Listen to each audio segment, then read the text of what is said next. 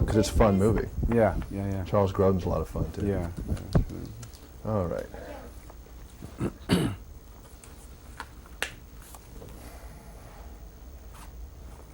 Okay. Will this movie stay with you a long time? Well, it'll stay. I finished it about 10 months ago, so already it's sort of past, and now it's another kind of thing. It's another impression of just the film itself as a piece. I haven't seen the whole. I saw a rough cut a while ago, and I haven't seen the whole film yet. So I'll probably see it tomorrow. Mm-hmm. Tomorrow night I'll see it, and I'm curious to see the reaction with the audience and everything, because that'll, it'll give me another feeling about it. Do you feel differently about how you approach life? I mean, you really were forced to get into this type of character that I don't think you've explored before, the meaning of life type thing. Yeah, well, sure. It makes you. I mean, you're always aware of people who are incapacitated and so on, but you don't want to deal with it too much. Mm-hmm. But since I was forced because of having to play it, it makes it something else and much more immediate to me, and it makes me appreciate being normal. Mm-hmm.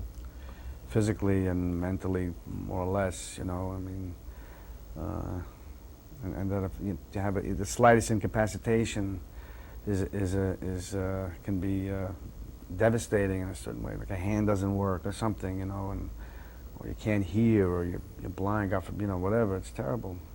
So these people are totally incapacitated. It's even worse. Did you ever find yourself, either in the preparation or while you're doing it, being in character, getting depressed? No, because I was at Robin telling jokes in between things. No, but no, I wasn't depressed. It's almost like I don't think it's beyond being depressed. I think it's just a matter of survival, and that's how I always felt in terms of when you're in a traumatic or a crisis situation. People are, I mean, a crisis when I'm having the crises in the story, in the film, but when the long-term crisis of just being immobile for all these years, it's like something that I've learned to live with, thinking as a character that it's second nature. It's like one of the real patients, a woman named Lillian, who is still alive, and we had in the film, said that in the documentary Awakenings, she talks about Oliver Sacks's documentary Awakenings. She talks about how she would have this this tick with her hair, like either it was her head or her hand. So the nurse would, when she'd wash her hair, would put the soap in her hand, and either it was the hand that she'd let her wash her hair like this, or her head would be going like this. She'd be doing these things, and she said that was the humorous side of it. And she said, what are you going to do, be morose all day and sad? You got this awful disease, you want to lighten up on it, even if you're right in the midst of it. So, Is a movie like A Midnight Run or A King of Comedy almost like a break for you compared to A Raging Bull or an Awakenings, that you really have to go so into character?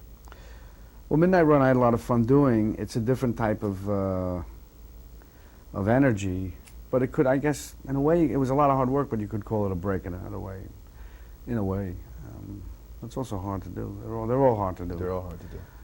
That's why I would say it's just as easy to make a bad movie as a good one. So you might as well try and make. It's just as hard to make a bad movie as a good one. You might as well try and make a good one, or be part of a good one. Do you have any feeling while you're making a movie whether it's going to be an Academy Award winner or a stinker?